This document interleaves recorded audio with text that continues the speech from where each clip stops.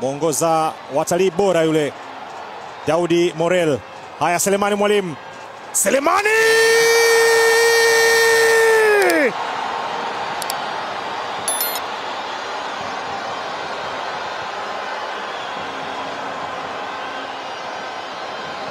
Kwani amefanya nini Sele? Watu kibao wanamshangilia.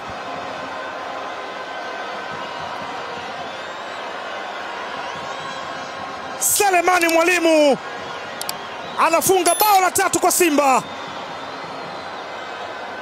Pasi nzuri ambayo yeye mwenyewe alipambana kuchukua ule mpira. Makosa kiulize Daniel Mo. Alimweka chini Hussein Kazi. Akampa godoro. Akamwambia hii ndio kazi ya mwalimu,